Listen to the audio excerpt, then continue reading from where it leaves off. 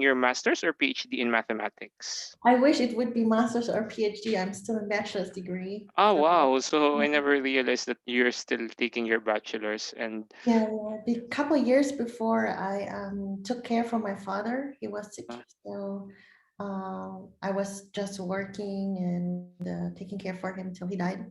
But then afterwards, I decided to study economics, but then I realized I'm really more into math and changed my degree into math. And here I am. yes, I thought that you're taking already your PhD in math. No worries. But it's okay, Andrew. Just take your time. And then that's why I'm asking you this because, of course, sad to say, one of the most weakest thing that you can give me is math, of course, because I'm social sciences and also human kinetics. That's why when I studied my biomechanics, I had only a passing grade, not excellent. It's really borderline because I can do physics, but it will take me some time. But if it's mathematics, it will take me more time. No, that's okay. I have same trouble with, I'm not so good in languages and I struggle a lot before my math degree. I struggle a lot in economics. I had to take politics and also social science was a hard time for me because sometimes I do not really get it, to be honest. That's all right. So yeah. Anyway, I'm just trying to arrange the live stream in few closing the windows because I have these two versions of my connection. One is on the phone and one is on the laptop. But the thing with my laptop is when I'm using Zoom, because of the memory problem, sometimes it just simply turns off. So Mhm. that's why I have this backup. So if that happens, then Andrew the broadcast or I will just transfer to the mobile version. Yeah, no worries, no worries. So Yes, okay. So yeah, so that's the highlight, of course. Basic information about you, what you're doing, what is your event in athletics, and what did you achieve, if there's any in athletics, and then what athletic career, and then the transition from athletics to bodybuilding, and why bodybuilding, what things that have what common values of bodybuilding and athletics that you can share to especially for our young athletes, and then how is it be to be a professional bodybuilding athlete, and also is it really possible to do bodybuilding, of course, naturally, and also more related to the fitness level, because of course we have always the stereotypes about bodybuilding that yes. it's all about enhancements, it's all about supplementation, but of course we also have the what we call the old school one, where it's all about training and nutrition. What character or attitudes or values that you learn from bodybuilding that might help, especially nowadays that we are on a pandemic, and of course what can we share also to the Filipino well, about your heritage, and of course some other things. Okay, Yes, so that yes. would be the I think this will be also a very long story because I started with track and field and swimming.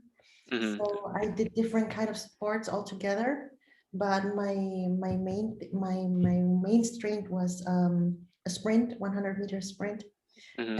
and um, uh, I'm sorry, my English is not so good, so maybe you can help me. Okay, yes, we can tell more about it when we go live. So we will be live now in few minutes. With me is another coach. Yes, his name is York. Hi. Maybe I can see some of your picture or video. It I would be would cool. appreciate if our participants can turn on their camera, Hi. but of course Good our afternoon. Good afternoon.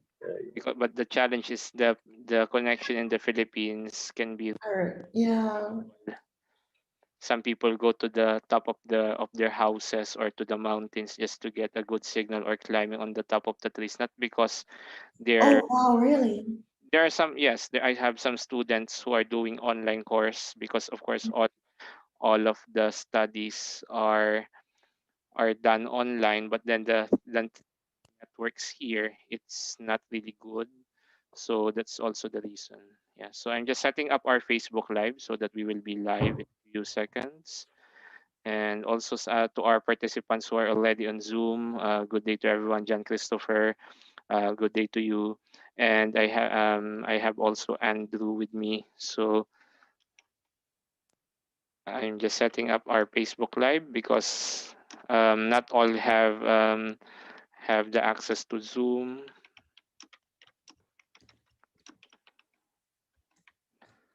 I, so you're in Heidelberg, right? Yes, Heidelberg, Germany. Yes, one of the beautiful places I've been to when I was there in Mannheim. And that is where our national hero, Dr. Jose Rizal, composed poem about the flowers of Heidelberg. I'm sure you know about it, the flowers of Heidelberg, and it Yes, speaks very and I can see it originally here. yes, yes, For real. yes. In the in the surgery or ophthalmology school where he did some clinical studies. Yeah, it's not far away from the place where I live here in Heidelberg, so I'm quite near downtown. So it takes me by bike maybe 10 minutes to pass by the place where Jose Rizal has been. Okay, yeah. So we're just the Facebook Live. So good day to everyone. Yes, because we're also reading our comments at the Facebook page. So that's also the reason why we have this. And then I'm closing some of my apps. You can hear me properly, right? Yes, I can hear you well. Now we are live on Facebook. Good. Welcome to another edition of Pinoy Athletics Track Talk. And this time it will be another unique and interesting discussion with our guest this afternoon there in the Philippines. We've been talking to different personalities in Philippine athletics, from our Olympic champions, from our legends, from different resource speakers, coaches, and stakeholders related to Philippine athletics and even to other related disciplines. For this edition, we are happy that we are going to another paradigm shift on our discussion this afternoon. With me is an athlete from Germany, but also having her roots from the Philippines from her mother's side. Hi. She Bachelor in Mathematics at the University of Heidelberg in Heidelberg, Germany, and also the 2019 Sean Roden Classic champion in the bikini bodybuilding division, where she gained the prestigious IFBB Pro card. For those who doesn't know, IFBB Pro card is the professional status of the IFBB Pro League, biggest bodybuilding federations in the world. If you're being a professional card holder, it means that you have a higher status in the bodybuilding and fitness community. With that, I would like to introduce to you our guest speaker this afternoon, Andrea Breihof from Germany. Hello, Andrea. Hi, thank you so much for your invitation. I appreciate it very much, especially because I'm now into bodybuilding and I have been in different disciplines before, after field and track. That's nice. So perhaps while later, perhaps we can show to our audience some of your photos. She's on Instagram, so you can also follow her. What is your Instagram again, Andrea? So my official IFBB Pro Instagram, you just Yeah. type my name, Andrea Breihof, Mhm. dot pro, and you'll find me immediately. You will might find another account which is called Prime Drea, because this is a bit more my personal account. Okay, nice, nice. Okay, so to continue our discussion this afternoon. So first is, of course, we know that you're um, also a professional bodybuilding athlete, so and there in Germany, and it's a quite interest to know that that you're studying mathematics. And so the first thing is, what is your first foundations of sport? How did you become a track and field athlete, and as you mentioned, as a swimmer? So perhaps you can give us a highlight on this part of your journey. So, oh, I have to start at the very beginning.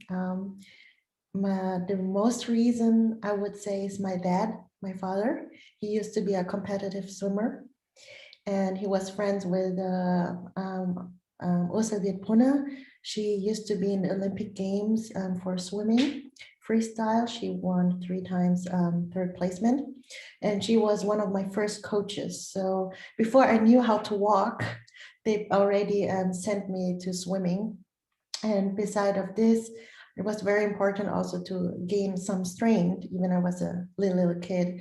And I got already introduced some little things like push-ups, running, and already an introducement going to athletics. But during school time, first grade, I realized I'm quick and I love to run. So they put me into school competitions where each school compete against each other. And this was also the time here in Germany, we also have a program which called Youth Trains for Olympia. And I was put into program, and one of my strongest fields was a 100-meter sprint, or at the very beginning, 50-meter sprint. So that's how I started. So that's a good thing that you consider athletics had a firm foundation from your family. So what happened after your athletics career? So what made, unfortunately, you mentioned that you need to stop and then you some injury. So what? Hope you don't mind. What happened? Oh, The reason why you stopped or shifted to another discipline. yeah, so um, it's a quite long story. I try to make it short. So, my very first sport was track and field, which helped me a lot during other disciplines. I was like really, really interested into different kind of sports, and I had lots of advantage because I was fast with, I was trained well in my club. So my last sport before bodybuilding was trying to do rugby, because before this time I was nominated for the national squad because of my fast running. And there I injured my knee.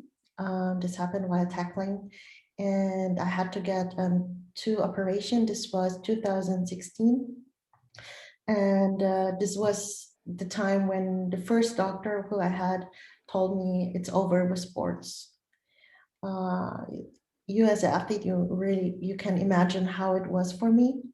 It was, to be honest, very horrible. I couldn't accept that, and it says I destroyed everything in my knee except bone fracture. I ruptured all tensions, and after the first operation, I was limping, and it says I have actually I'm disabled on my the injury was on my left knee, and I was, on one hand, I was very unlucky because I had to stop my sports, but then because of rehab, I continue only strength training anyway to any sports I did before, especially next to field and track. I always trained legs, trained strength training in the gym to be the quickest and fastest and strongest. And then I was lucky, thanks to my physiotherapist. He introduced me to another doctor who used to be also an athlete.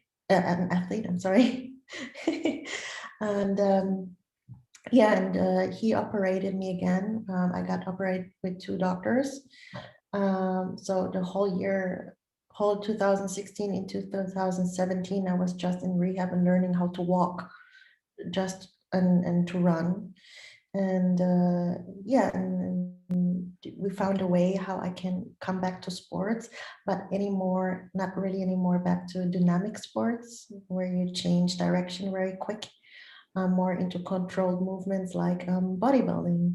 And up from the time where I got operated, actually my bodybuilding path started. And yeah, 2017, I was still in rehab. I could work again. Beside of my studies, I work as a waitress, or in general gastronomy in the hotel, so I can finance my studies and my sports. Anyway, just done my rehab, and there was a coach, and several coaches already asked me if I'm interested into fitness because I already had the whole muscle package from my sports before, especially from field and track. I have proper squats, quads, proper hamstrings, calves, those things which many a bodybuilder wanted to have and work hard for it. and they just put me on diet. End of 2017, 2018, beginning 2018, I had my first competition, just with the muscle mass, which I gained over the years through running and strength training, not specialized on bodybuilding. And I won. I won two competitions, which was very surprising. And at this moment, I knew, okay, I want to do it professionally. This was my only way to do it professional, because to be honest, till today, I'm just running max about 80%. I see. So it's really a quite of a journey because, of course, injuries can be really psychologically and physiological, and of course, mentally devastating to an athlete, especially high hopes, especially when you're in athletics, and then also you consider also rugby, and then all these things happen. So you've been to bodybuilding. You started bodybuilding in 2017 as a competitive athlete, or how many years have you been training as a bodybuilder? This is a good question. So as a bodybuilder, actually after my competition 2018 spring, before this time I did strength training, but those strength training was always fitting to my current sports. I see. So it's only like almost like 4 to 5 years that you've been really doing bodybuilding as a specialized discipline or profession. Yes, as a professional since 2019, end Mhm. of 2019, let's say 2 months before Corona appeared, and bodybuilding less than 4 years. Yes, I see. And we must say also that she earned her pro card status at the 2019 Sean Roden Classic in Manila, Philippines. Yes. Definitely, your study wasn't there because, of course, I'm already studying elsewhere. But yes, that's where she had the pro bodybuilding card status for IFBB Pro League, which is also the stepping stone for the Olympia, which is the biggest bodybuilding competition in the world as of this time.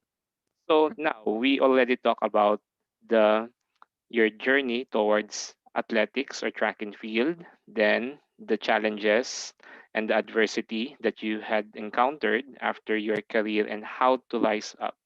Now, what what things that you are doing in order to make out of really of a bodybuilder? What makes a bodybuilding athlete, and does it have any relevance or relationship in athletics, especially for those young athletes or those athletes who already said that they already lapse their career in athletics? So how does your paradigm shifted from athletics then to bodybuilding, the values towards it?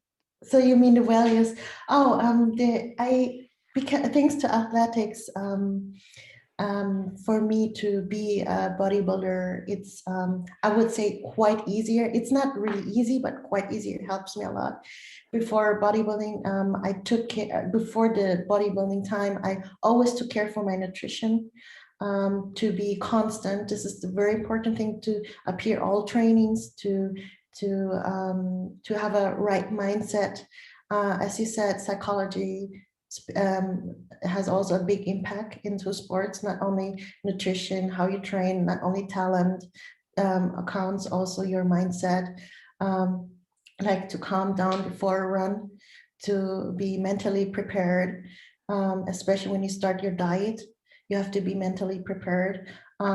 Beside their having, because diet is a big deal too, not only training. Beside this, of course, you have a less good mood, you're down with the calories, you have to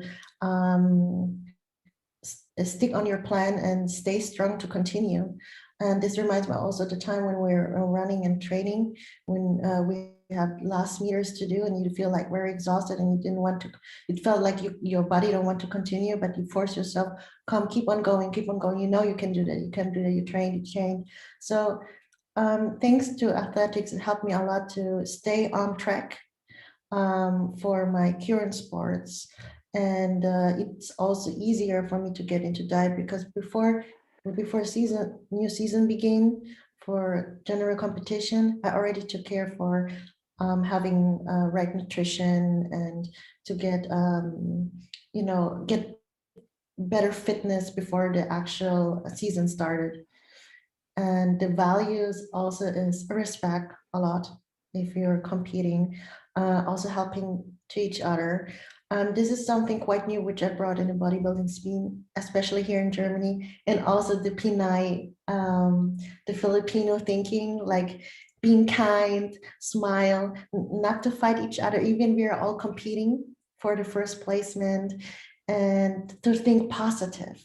This is very important to whatever the or whatever situation you are, to think positive, to stay constant.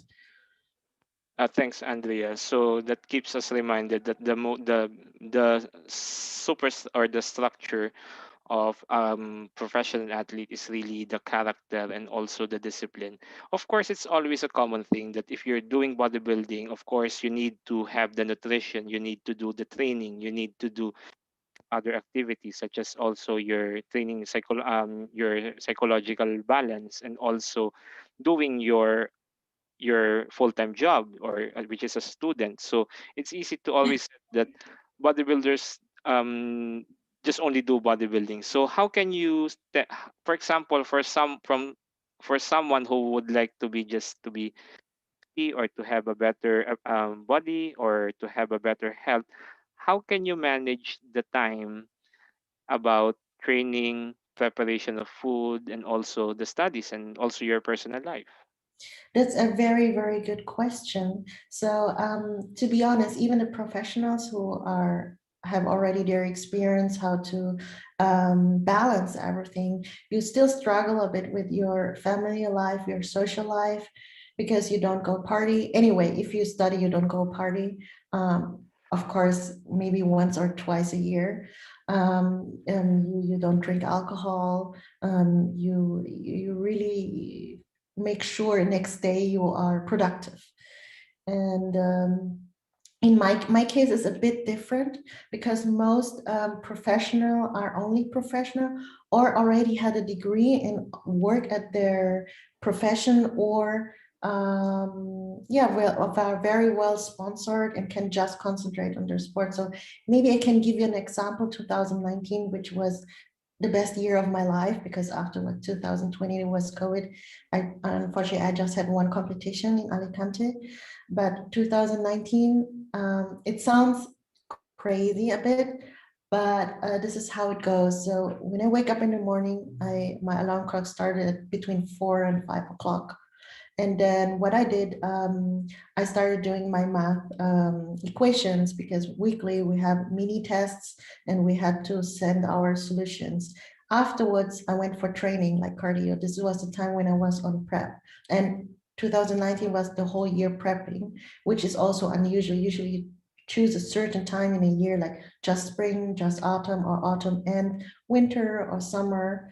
But I was competing from January till December, because I really wanted to win the pro card. My biggest dream and wish is to be in the Olympic stage of Joe Weider in the States. So because of this dream, I managed to continue. So this was the start of my daily life, and I went to university, had my lessons, and in between the lessons, I tried to sleep on the table like this. Or eat, so because you have to take care for your meals. During this time, I had meals 4 till 5 times, and you also have to balance the time between 3 and 5 hours between the meals. There's a break, no snacks. And it was quite exhausting, because your brain needs also a lot of energy to think. And after class, I went to training or did a mini power nap, maybe 20 minutes. Went to training, very concentrated. After training, I went home and continued my studies and slept.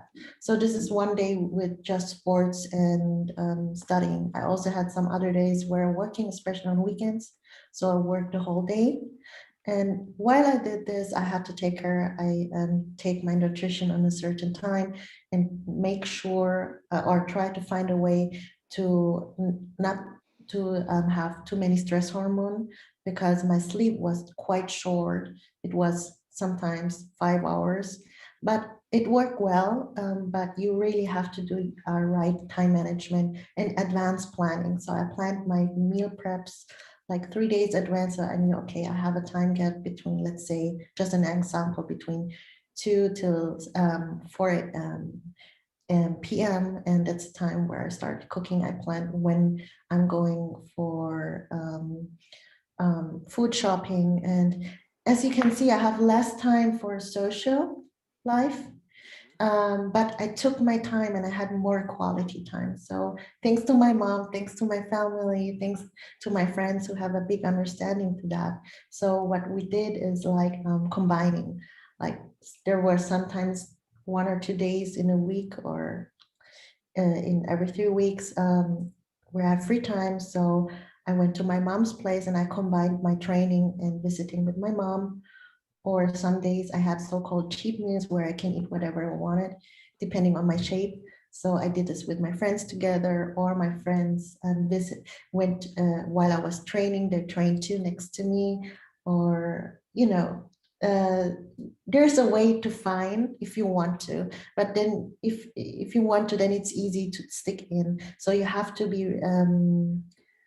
You have to accept your situation if you have a certain goal.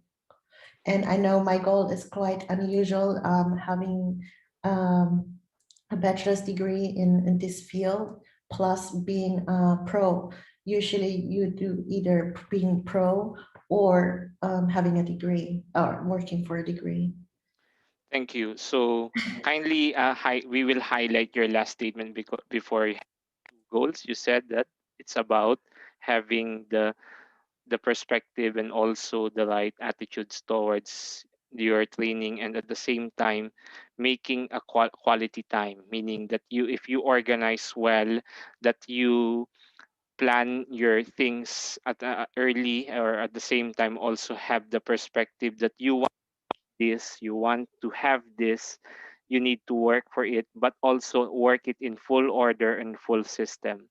Right. Yes, so that's also the part of being yourself as an athlete, especially for bodybuilding, where you need to structure your preparation, your training, your meals, also your social life. Because of course, it's not only just lifting weights, it's not only eating and or taking natural supplements, but also having the balance of your family, your friends, because it's not only, although it's an individual sport, also the social life matters, because it will be sounding like crazy if you're not interacting with someone else or with others. So you mentioned earlier that during the transition from athletics to bodybuilding, a good coach. So for us coaches, what do you think would be the best attitude or the ideal character of a coach, not only in bodybuilding, not only athletics, but in the whole principles of training and also shaping the athlete that like happened to you? It's a very good question. When I started with bodybuilding, actually, I just had two coaches in my life in bodybuilding. So the first coach at the very beginning, it was very good working together. Um, I'm sorry for my English in, in this part. It's all right. If you don't understand me, please let me know. um, yeah, so in my opinion, first of all, it's very important that you have a very good understanding to each other, that the coach understand your lifestyle and your goals. And I think it's also important for the coach that he can work properly with you, that the athlete exactly can tell you what's your goal and what you want to reach. And if you're um, ready, or if you accept to go to a certain path, like organizing yourself. And if someone asks, come, let's go party on a Friday night, that you are ready to say, no, I can't. To be strong enough to every offer you get, like having a nice afternoon with coffee and cake, you can say, yes, I joined for coffee, but I can't have any cake. So what I'm trying to say is, I would I would say it's very in my sports, it's easy to choose to coach, fortunately. So first, what I'm looking for, if I have a great understanding with a coach, that's what I'm trying to say. So it's easier to find a certain training find a certain way to have good rest days or um, recovery, because this counts too for, as you know, for better, how to say in English, I'm sorry, to get better for the next training, to get stronger. What I'm trying to say is, like, coaches should push the athlete too, telling you can't be lazy. If you really want to earn a certain medal, then you have to move. You can't just sit around and wait till the coach tell you what to do. You also have to think with the coach together. But on the other hand, a coach shouldn't be too stressful, because psychology is also a big deal. I can tell it from the sprints which I had when I had a bad mood or I got too much pressure. My time was so bad, and my start, especially my start. This was one of my strength to start the first 50 meters. So it's all about balance, and I think if the coach really understand the mindset of the athlete, because every character is different, then it's already a very good beginning, and to define exactly what the goal is and what it takes, so both sides knows what's next, I would say. Thank you. So it means really that it's really the coach that that provides you with a good experience and positive values at the same time, that joins your journey and always and constantly reminding you about your goals, and it's not just only just telling what should be done, but also joining you and walking together, or sharing the journey together, which is, I think, a very commendable statement, especially for aspiring coaches, that we should join the athlete for their journey so that they can really see the better perspective that they would like to have on. Yeah. And also, one thing, ladies and gentlemen, by the way, and second part of our discussion is also accommodating the questions of our guests both on Zoom and also on Facebook. That's why I had my time check that our first part will be like only 30 minutes, so that we have the 15 minutes for the question and answer for our audiences both on Facebook and on Zoom. I would like also to introduce our friends who are here. Brian Joseph Yalung of Sports Bites Philippines. He is a sport journalist in the Philippines, covering different disciplines, and elsewhere is Coach York Tamayo of Team Scholar Athletics in Calamba City, Philippines, where in south of Manila, where I'm the province where Calamba is also, of course, out of curiosity, well, the town where I was born. It's in San Pablo, so Oh, nice to hear. so it's a good thing. And with me is Miss Antoinette Tumambing and also Jackie Junio of the Department of Education, who's a close friend of mine, who's also a former varsity swimmer for the University of the Philippines. So thank you for joining us. And Nathan John, is this Nathan John Futalan of also an alumni of the University of the Philippines? If yes, please comment if I have my right guess, if this is Nathan John Futalan. Anyway, so I give now the microphone to um, Yalong for his questions. Brian Yalong of Sports Bites, take it away. Okay, thank you, Coach. Good morning. Good afternoon from the Philippines, Miss Andrea. Just wanted to ask. Well, I've gone through your profile, and I'm a bit amazed by your shift from athletics to Thank you. bodybuilding. Okay. So I couldn't help. Um, well, as you said, we're in the pandemic right now. Has anything been altered when it comes to your training regimen or your diets? Because all of us are limited a bit right now when it comes to exercise. Has anything been altered on your end? I hope I understood you properly, because I couldn't hear you properly on the speaker. So Oh, your question was, what should we do during COVID time, and uh, what's our alternative? no, no. I mean, I was asking if anything has been altered in your usual training methods, routines because of the COVID. Oh, so I have negative effects because of the Yeah. pandemic. Oh Yes. yes, sorry. Okay. Yeah, of course. So my training wasn't perfectly, but I tried. I try, or I made sure that I still continue training, which was more alternative. So what happened is on the first lockdown, what I did. So to make it clear, I have a coach, but sometimes I take a break from the coaching because I have also some knowledge and I do try some certain things too. Like right now, I'm training a so-called Y3T training. And when the first lockdown appeared, I was anyway already off season, so-called off season, so which means I'm in the calorie plus when it comes to food, and my training should start heavier. So I had no equipment at home, and as you know, I'm still a student, and I don't belong to the other pro who has their own gym and fancy stuff. But I had a friend who was very interested into powerlifting, and we found a way how to train, still train heavy.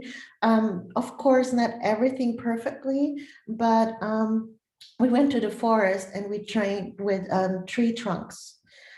For me, as a bikini in my class, which is the smallest class and less muscular class, in my favorite class, of course, otherwise I wouldn't be there, was quite unusual to train that heavy, but I tried to find a way or proper weights with different tree trunks.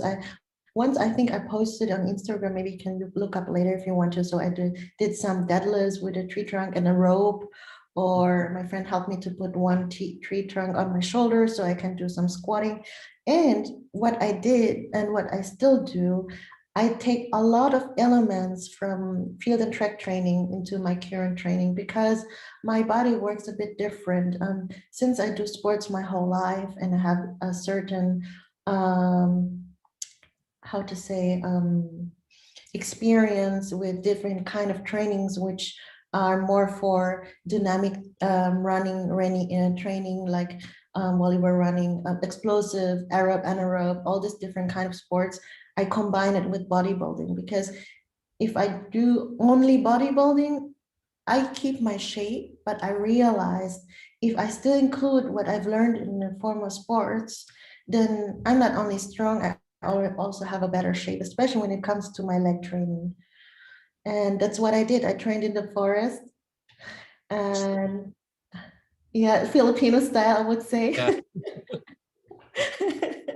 Yeah.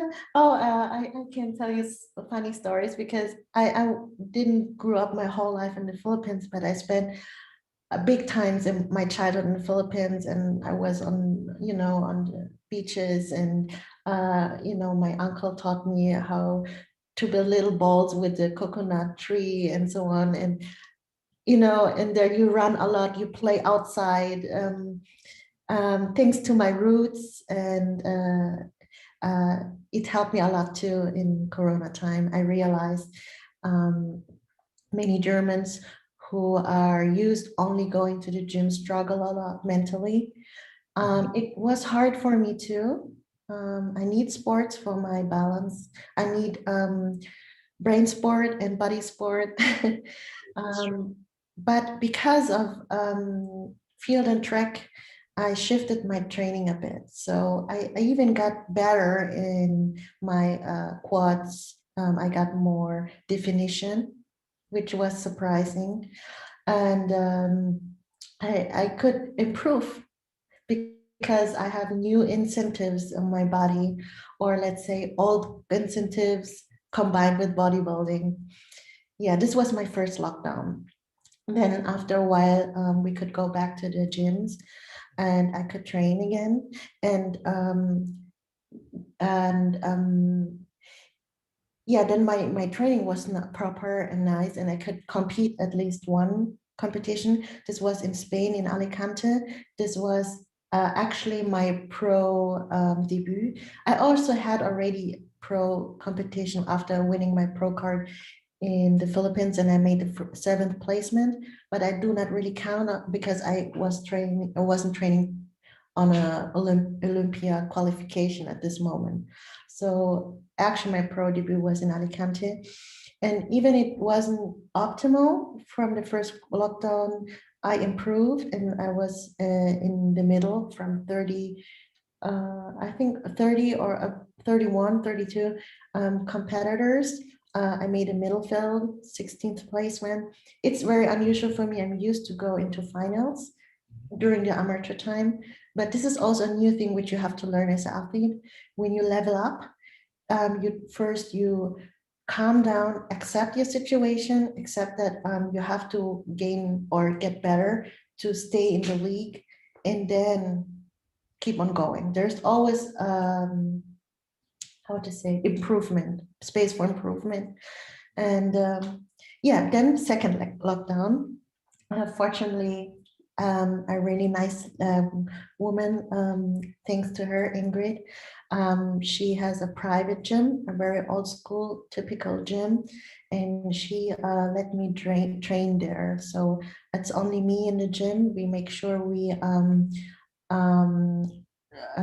go after all regulation here. The law here in Germany, you get high punished if you don't follow the regulations. And thanks to her, my training in the second lockdown, it's much more optimized. Of course, not perfectly optimized because I have to schedule my training with the others. Without Corona lockdown, I could go anytime to the gym, which was fitting to my meal time, fitting when was my last cardio and my recovery. But still, there's a way of, you just have to be more creative in your training. Alright. Okay, thank you, Miss Andrea. Coach, I'll give the others a chance. I'll just save my questions for later. Okay, thank you, Sir Brian. So Thank you. with the next question is from Jackie Junio. So her question is, what is the meaning of bodybuilding for you? So that is her question. That's a very good question too. I love to answer this too. So I would define two types of bodybuilding. One who does bodybuilding, and the one who also competes, so competitive bodybuilding. So in general, I would say bodybuilding is like you try to have a certain shape, because we have different kind of classes. Like my class for women, bikini class, and wellness class is more muscular, bigger legs, and then the figured all over muscles, and then going up till really big bodybuilding for women. Same to men. So uh, first of all, bodybuilding means to me when you have a certain idea how you want to look like when it comes to muscularity, and you try to have an overall balance of your body. So the so-called X shape. So you have your V on the upper body, and a turnaround V on your lower body. And real bodybuilding means to me, you track your meals, take care for healthy nutrition, good nutrition for your muscle mass, constant training, constant recovery, and yes, and improvement. So this is for me bodybuilding, building up your body in a certain level.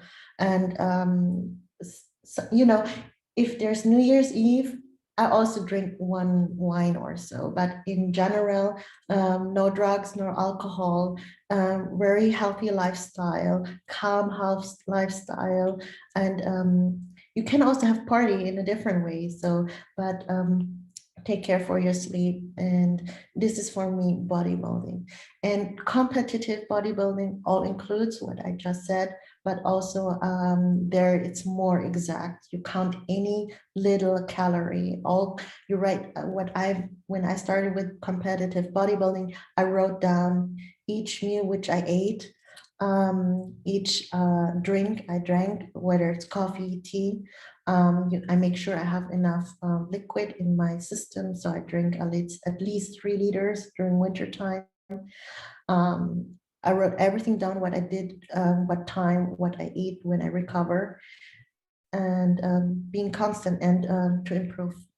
Yeah, this is to this is my definition of bodybuilding. Yeah. Okay, thank you, Andrea and Jackie, for that question. So the next question is, of course, we still have, I think, we will accommodate more for the next 20 minutes. So from Coach York, can you consider that bodybuilding is an injury-free physical activity? Oh, I want to say I love this live stream because they're really good coming up questions. It depends. With my personal experience, it's for me less probability to get injured, like if you train on a field, because you do control movements. So when I remember once I injured myself, I didn't warm up properly. And then I went on the field and start run max, and I ripped some muscle fibers. It wasn't big injury, but in bodybuilding, it can't happen very fast because you try to put permanent tension while your movements to let your muscle grow or get better definition. But you can also injure yourself if you don't properly warm up and suddenly try to train max. But usually you don't do that. You go for, you have a certain amount of sets, and you heighten the weight set per set, or um, training per training. Or what I do before I start with my training, I have my mobility and dynamic stretching, and then I put up the weights little by little. Okay, yes. So it's really about progression and making sure that you practice proper safety, especially for young athletes. That, of course, we always said many times that weight training and strength and conditioning doesn't stunt the growth and development of your athlete, and then it doesn't make them injured or having that side effects of instead of those all the stereotypes about weight training, as long as you're doing it properly. I must say that I can recommend the strength and training anatomy Frederick de la Ville because it's very visual and provides a better understanding on the basic lifts. So before we continue with another set of questions, I would like also to greet our participants or our audiences on Facebook Live. Happy listening and viewing to Ces Peria, Alexander Reyes Jr., Soren Dila Alfonso. Afternoon to all of you there on Facebook Live. Also, you can follow Andrea on Instagram, instagram.com, andreabreihof.pro. So that's her page. It's already on the Pinoy Athletics Facebook page as well. Then we continue with our questions, and then we would like all our other participants here on Zoom, aside from Coach Brian, Coach York. We have also Jan Christopher Santos. Jan, if you can show up yourself, if your connection is good, please do so. And Coach Nathan Jan. Am I right, Coach Nathan Jan, that you are Mr. Nathan Jan Fotalan of the University of the Philippines? Because also I know other Coach Jay Futalan. So I would like just to clarify because there are many, might be another Nathan Jan elsewhere. So while we are waiting for another set of questions for our last 15 minutes, I would like again to give to Sir Brian for his second question. Right, thank you, Coach. Miss Andrea, I just wanted to ask earlier, were there any competitions that were affected as a result of this COVID on your end? Oh yes, 2020. I plan to compete in the New York Pro, in Puerto Rico, in the Philippines. I was really eager to go to the Philippines, but unfortunately, some competitions were canceled. And for me to enter the America was very hard because the borders are at the moment closed for Europeans. So how about here in 2021? Are there any competitions lined up that are still you might join? Yes, they're lined up. So I already, coincidentally, I talked yesterday with my coach, which competition I'm going to take, because there's still a competition like Portugal in July, coming up Alicante. But due to COVID situation, I stayed on the plus with my nutrition and focused more on my private life. Like, beside of the sports, I'm very into AI and thinking how I go through with my degree and so on. So I decided to compete in the earliest time on the fourth quarter of the year, which would be Philippines in October, muscle contest. Yes, but I can't wait for it. And I found one very interesting competition, which is not 100% sure. It would be in December in Paraguay. If I would have the ability go into the States, I would compete the rest of the year in the States. But as I said, at the moment, the borders are unfortunately closed. So I have to accept the time, which is not bad because now I can concentrate on my improvement. All right. Thank you, Miss Andrea. Thank you, Coach Arnell. Thank you so much. Okay, thank you, Sir Brian. Now, second, yes, Jackie said, hope to see you soon in the Philippines. Jackie, do you have other questions and others? No, it's Miss Antoinette already disconnected. So, Jackie, do you have questions?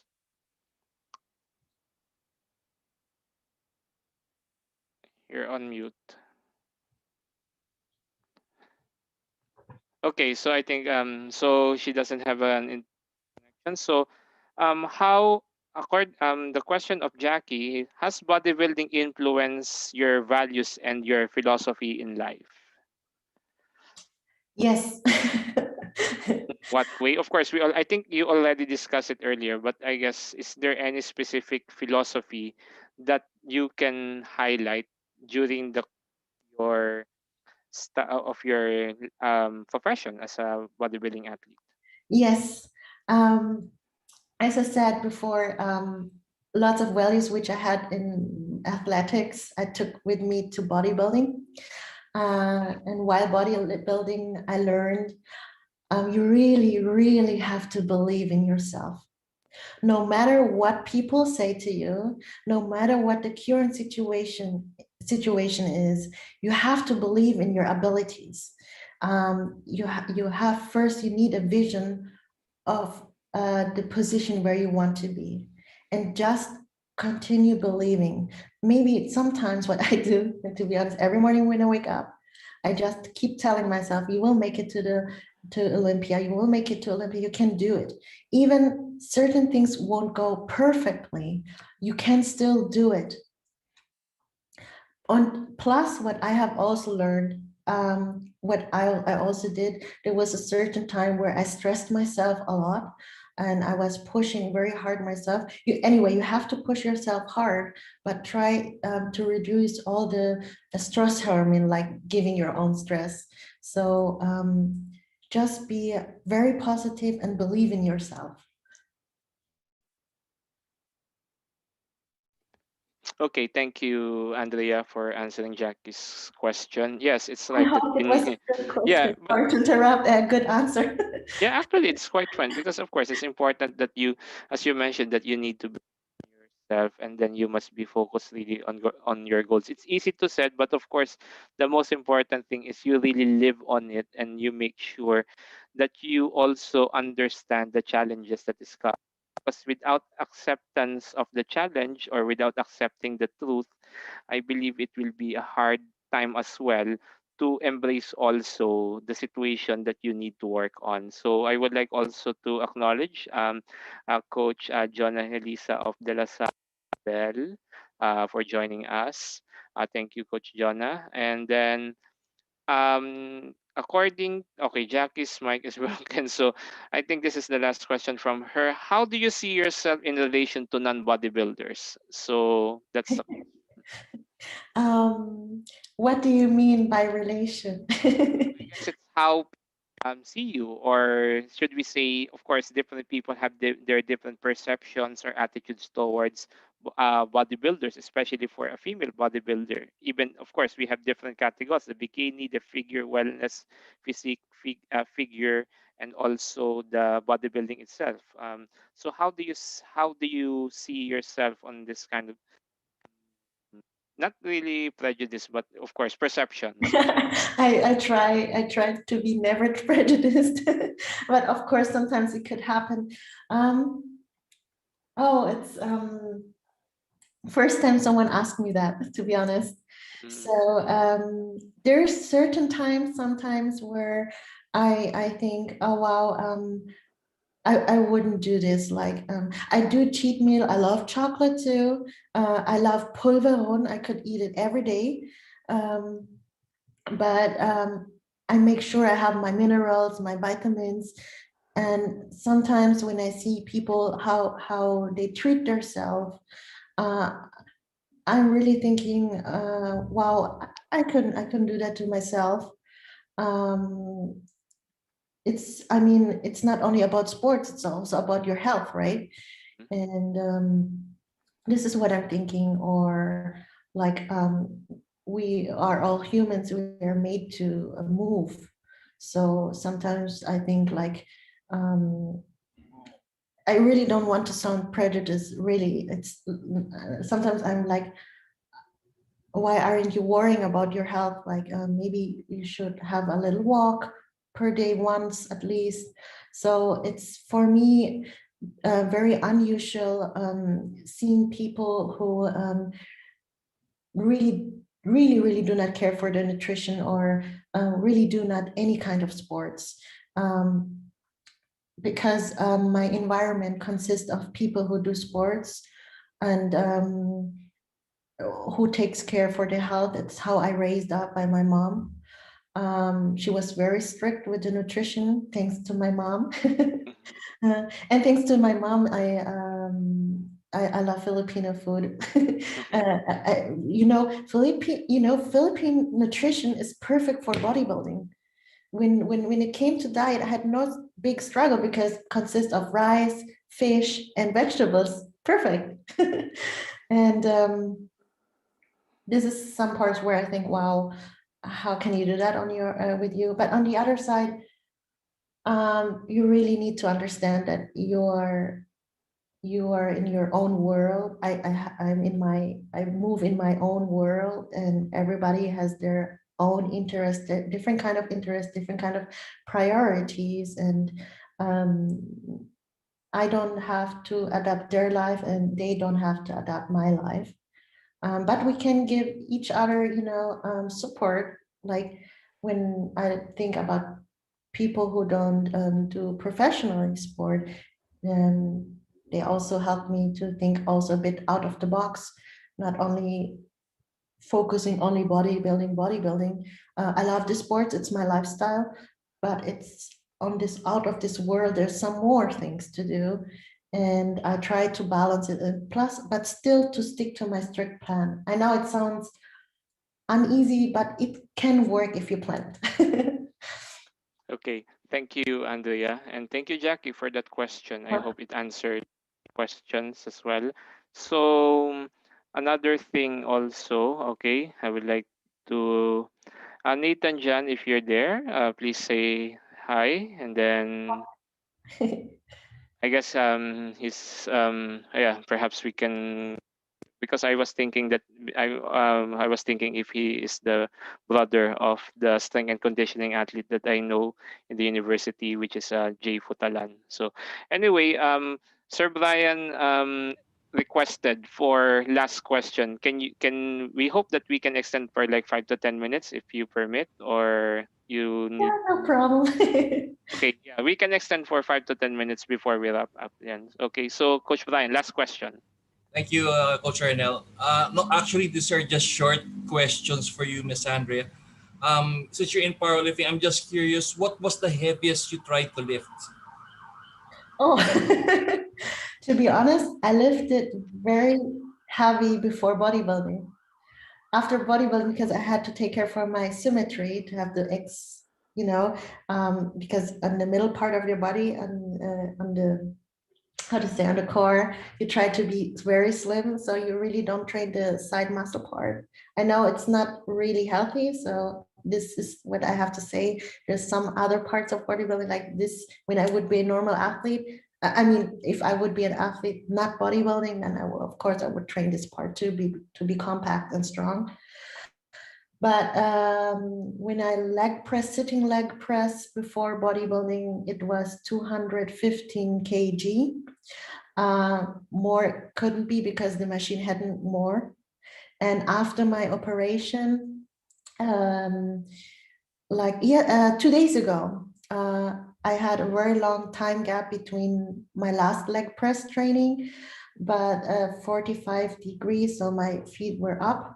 I leg press 180 kg, but I won't get further because I took care for my symmetry. Plus, I have to be also responsible for my knee and lifting for squats after my operation, which was sumo squats, like wide standing, was 140 kg.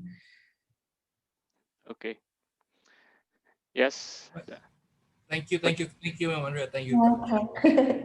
Okay, so next question. I guess this is the last one before we have a wrap up from John Christopher Santos. Hi, Andrea. You have mentioned that you do home workouts even without any equipment. Is there a particular equipment, free or bodyweight exercise that you like the most to maintain your amazing fitness? So coincidentally, a week ago, I got sponsored some equipment, which made me very happy, and I'm so thankful at this part. Actually, we're in my I Background. call it home office gym. I can show you around quick. Um, so what I got at the moment, I could have heavier weights, but I put all together, so my training is more optimal. So this is my barbell, which I got. Can you see it? Yes, yes. Yes, and with the weights, and I have some dumbbells. Um, I got here the bench. Hmm. This is my Lifting lifting belt. belt for Yes. protection. This is not really bodybuilding style, but because of athletics, I do also jump squats. So I got this box and the dumbbells, and which is also not typical bodybuilding, but I still train. I have my vest here. Can you see that? Yeah, the vest. Yes. Yes, weight vest, and Yeah. I use also a lot of bands, Gucci bands. I show you. Especially for the bands, I think that's the one Yes, thing that bands for my shoulders, like yes, doing lateral raises. yes, Yeah. I think the bands that is the most ideal one, especially in the context of the Filipino athletes who doesn't have the capacity to have been that they can borrow or to have a spot their weight equipment, even if it's just only Olympic bar. The common thing here we have here in there in the Philippines, sometimes we put cement on the cans of paints. I'm sure you've seen it in some videos. I think that's a good thing. But of course, as I mentioned to the coaches here, I believe the one thing that we can highlight is the use also of the weight because rubber bands is very commonly seen in any Philippine market or in any wet market because it's also related to the toys of the children, what we call the slingshot, the one that's really Yes. it's very popular. It's and even just the rubber bands from the old tire tubes that will help as well. So as you the most important thing in this pandemic is really to make sure that you still move around and you stay active. I'm also guilty that I also gained some weight because I was in the past I can bike like 4 to 5 times a week and then or like every Monday, Wednesday, Friday, Saturday, and Sunday, and then I still I do some swimming like 3 times a week. Just I'm not a good swimmer, but only two because I took swimming lessons during summer, but then but because of the pandemic it happened. So but the most important thing, like on weekends, if you can do hiking or you can do the rubber bands, I must tell especially to Coach John, I think I'm sure you're aware of the orange rubber bands, the one we call for the tirador, the one for the sleep that we Yes. for our school children, for our pupil athletes. Yes, the junkyard gym coach. Yes, according to Jackie. I So thank think yeah. I hope Nathan, sorry, John Christopher, that Andrea answered your question, that how to maximize the equipment that we can have from outside of, that you can still train even that you're on the comfort of your home. Another option is, of course, body weight exercises. Of course, the squat jumps, the crunches, the core, etc. Of course, even for us, it's even just it's body weight. It's still very, very um, enjoying. Or I must say that it can really make you have that sore but good feeling after exercise. yeah. Before I got the barbell and the weights, I use water bottle. Yes, So yes, then I can see, or I took sand. I took a yes, long plastic, put sand yes, in it. How I train, and all about in muscle improvement is all about mind muscle connection. So mhm. as long as you put tension on your muscle and be constant in the movements while you do certain repeats, it also already helps a lot. Okay, that's good. Thank you, Andrea. So, Andrew, questions, or shall we conclude or summarize our discussion this afternoon? Andrew, are you there? Okay, yeah. So he said that it's okay. So, okay. So to sum up, I guess we learned three different things from you. First is, of course, the most important sport is really to have a good structure, meaning that there's no such thing as competitive environment at a young age, enjoying and having the fun time with your family, and how your family influence you to be active. That's the first one, because based on your story, it's your family, your friends, your parents who help you to do sport, not to be an athlete, but to enjoy life and to have a good and solid foundation. Second is how to face adversity, meaning, of course, after the rehabilitation, etc., to have that mindset that you can get over any kind of situation and to find way to overcome that adversity. Like you mentioned, you had your in how you recovered. And the third one is also finding a good coach that will join you in the whole process and the whole journey of your athletic career. That the coach know also your feelings, ideals, and aspirations, and know how to treat you, or I mean, to train you scientifically and objectively, and Yes. at the same time sure that all the goals are set. And the fourth one, as you mentioned, is believing on yourself and always having that constant reminder and constant effort to be reminded of that you should do, what you don't need to do, and to learn to say no on the habits that will make you in unproductive and or ruin your goal or your competition goals. One is making sure that you do things with all the good character and all the things in full responsibility. So, and the thing is, I guess I have one last question before, although I wrap it up.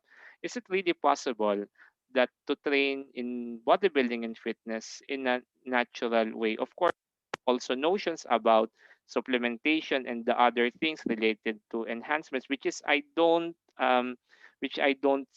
prejudice. It's up to the choice of the athlete. Of course, we have different perceptions and attitudes towards it. But of course, on your case, is it really possible to train? Absolutely. In this case, but I have to tell you that you need a lot of patience. So, I'm over 30 already, Mm-hmm, and I trained all my life constantly. mm-hmm, So it takes time for muscle growth. It really takes time. mm-hmm. Yes, and it's really about the determination and also the discipline to Yes, stay on the course, especially if you're aim, as you mentioned, you always said that you aim for Olympia, you aim for Olympia. So it's really a constant reminder. So you need to make sure that you do things well, but also that your health is uncompromised. yes. And it's also about your inner drive to keep on going. I remember the time before my math studies, I took care for my father. So Mhm. my training wasn't really optimal, but I wasn't yet a pro at this time. I never expected that I would go to bodybuilding and be a pro. And my inner heart, I had such a drive, always sticking to my gym training plan. And I couldn't tell why. I only know I wanted to do that. And one day I knew something is out there for me in future. And now I understand today where now I am. And it was all worth, because I remember during this time, some of my friends told me, why you are pressuring yourself. You had a whole working day taking care for your father. And instead of going home and sleep, I went to the gym. And now I know it's all worth. So whatever goals you have, doesn't matter what age you have, doesn't matter what the society tells you to do. If you have a certain wish you want to do and you're ready to do it, then just start and believe in yourself. With that statement, I think that really inspires most of the athletes and coaches that we have here, and puts a point on our discussion this afternoon. So again, thank you very much, Miss Andrea Breihof, Thank you for too. accommodating Pinoy Athletics for another edition of Track Talk Tuesdays. We would like to thank again as well our participants both on Zoom and also on Facebook. Our co-host Andrew, Jackie, John, Nathan, John, earlier Antoinette, Coach York, and also our audiences on Facebook, which are Ces, Alexander, Zoren, Catherine K, and others who had seen our broadcast. With that, we end our discussion this afternoon. Maraming salamat, God bless, and stay healthy. Let us keep playing and keep safe to everywhere we are. Maraming salamat. Mabuhay po tayong lahat. Mabuhay ang atletang Pilipino. This is Coach Erna Labara from the University of Physical Education, Budapest, Hungary, saying thank you and good day. Salamat po. Bye-bye. Salamat. Bye-bye. Bye-bye. You. Thank you. Thank you. Thank you. Andrea, could you hold on for like 5 minutes Yes. more? Yeah, just to... Okay, to everyone, you're excused. Uh, Live stream is just Coach, over. can we get a screenshot with Miss Andrea? Yeah, sure. Andrea, please strike a pose for Coach Brian for his news article. All right. On Yes. three. One, two. I'm sorry. Hold on. No, I didn't understand. Okay, sorry. just smile. Oh, okay. Yes. All Okay. right. Okay, for the photo. Yeah. On three. One, two. Thank you so much. Thank you too. Nice meeting you, Okay. Miss Andrea. Thank you, Coach Renel. Okay. Good to see you. Okay. Bye-bye. Bye. Andrew, you can stop the recording. I didn't record. No worries, Andrew.